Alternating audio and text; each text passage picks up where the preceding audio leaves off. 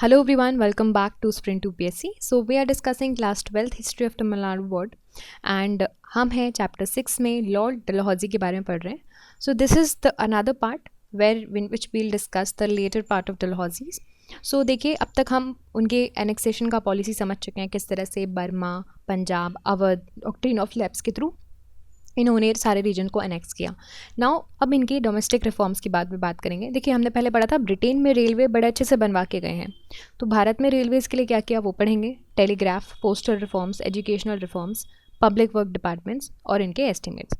So these things will be discussed in this session. Stay tuned for this. Start करते हैं domestic reforms के साथ. सो पहली बात तो क्या किया था इन्होंने, टेरिटोरियल एक्विजिशन, टेरिटरीज एक्वायर की थी.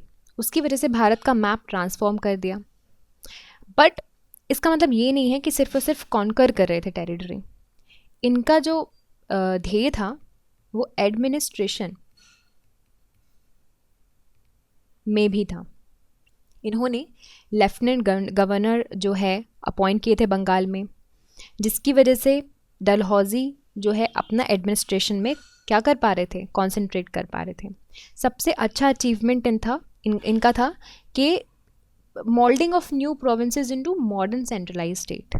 ओके, अब जो नए टेरिटरीज एक्वायर कर रहे थे उनको ये क्या कर रहे थे, उनके लिए इन्होंने ही introduced centrally controlled system called non regulation system. Okay, so इस सिस्टम के अंदर क्या हो रहा था, किस सिस्टम के अंदर,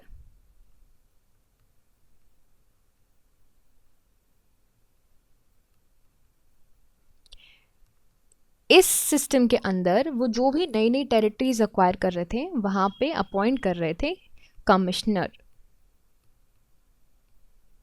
ठीक है, अब बात करते हैं मिलिट्री रिफॉर्म्स की. तो यहाँ पे मिलिट्री रिफॉर्म्स के अंदर इन्होंने, डलहौजी ने, जो बंगाल में आर्टरी था वहाँ से जो हेडक्वार्टर्स थे from Calcutta to Meerut shift कर दिए थे. शिमला को परमानेंट हेडक्वार्टर बना दिया था आर्मी का.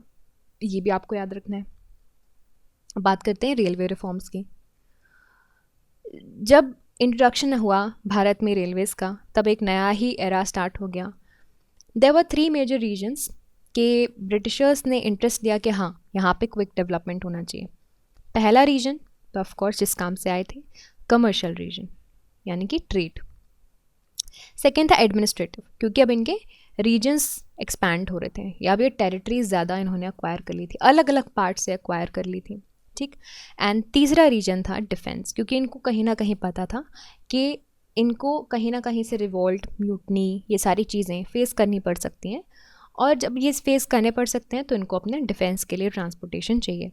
तो ये मेन 3 रीजन से आपको याद रखना है जिसकी वजह से इन्होंने डेवलपमेंट करवाया आपके ब्रिटिशर्स ने भारत में. पहला कमर्शियल, दूसरा administrative and defence.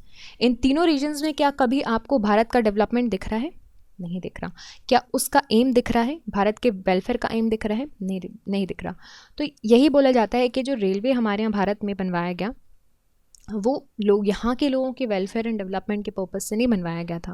Right, the purpose were different, but although जब वो बन गया उसके बाद डेवलपमेंट हो गया बाय डिफ़ॉल्ट, चीज़ें अच्छे से संभलने लगी, but that was not the aim, that was not the prime objective. Up at the time of the revolt and disturbance, the movement like forces, these were easier, like चीज़ें काफ़ी ज़्यादा easy हो जाती हैं रेलवेज़ के through. अगर suppose कहीं पे रिवॉल्ट हो रहा है तो ब्रिटिशर्स फटाफट से ट्रांसपोर्ट कर सकते हैं, ट्रैवल कर सकते हैं रेलवे के थ्रू, है ना. तो ये ईजी हो गया था इनके लिए. अब लॉर्ड डलहौजी का जो कंट्रीब्यूशन समझते हैं रेलवेज़ में, दैट इज़ वर्थ कमेंडिंग. 1853 में he penned his railway minute formulating the future policies of the railway in India. Just for your information, the first ever railway in the world was opened in 1825 in England, right? 1825.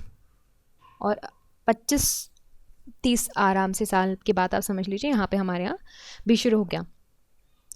फिर उन्होंने क्या किया, डलहौजी ने, he started guarantee system.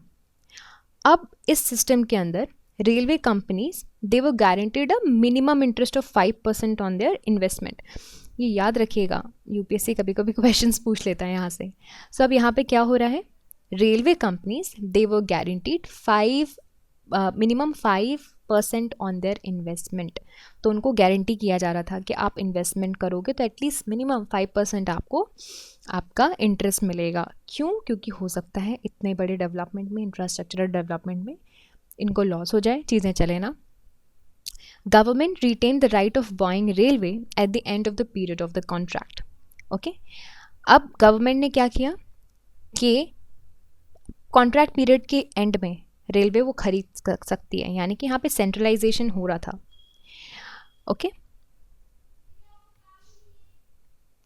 ये आपको क्यों याद रखने हैं ये पॉइंट्स मैं बता रही हूँ कि there were instances in the UPSC defense examinations where these questions were asked. So once again ये एक बार UPSC के दिमाग में है तो आपके UPSC में भी आ सकता है.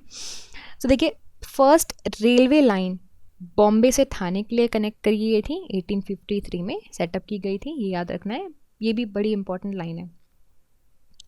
फिर उसके बाद 1854 में जो कलकत्ता से रानीगंज कोल्ड फील्ड के लिए लाइन ओपन की गई. फिर 1856 में आपको मद्रास से आराकोनम के लिए लाइन सेटअप की गई थी. तो ये 3 लाइन आपको याद रखनी है रेलवेज़ के डेवलपमेंट के लिए. ना टॉकिंग अबाउट टेलीग्राफ के डेवलपमेंट, तो सिमिलरली टेलीग्राफ भी आपका, देखिए पहली बात तो रेलवे कम्युनिकेशंस के लिए यूज़ किया जाता था, second the telegraph was use. तो यहाँ पे डलहौजी का इसमें भी हाथ है. 1852 में उस अगस्त ने he was appointed the superintendent of telegraph department. Major cities थी कंट्रीज़ की, कलकत्ता, पेशावर, बॉम्बे, मद्रास, उनको टेलीग्राफिकली कनेक्ट किया गया. And about 4000 miles long telegraph lines were laid down by on before the departure of Dalhousie. और 57 के आसपास, 1857 के रिवॉल्ट में ये जो टेलीग्राफिक कम्युनिकेशंस हैं, that was the boon for English people. And the military value of the Dalhousie's creation was much realized at that time कि ये communication के techniques कितने ज़्यादा काम आ सकते हैं. Now talking about the postal reforms. So Lord Dalhousie के अंदर postal reforms भी लेकर आए. New Post Act आया था 1854 में, and irrespective of the distance over, the letter was sent at a uniform rate of half per आना per postcard, right? सो ये चीज़ थी. स्टैम्प्स वगैरह इंट्रोड्यूस किए गए थे पहली बार. अब एजुकेशन की बात करें, so he was convinced in the development of education. The educational dispatch of sir Charles Wood was considered as intellectual charter of India, that is the Wood's dispatch, जिसको आप बोलते हैं, बड़ा ही फेमस.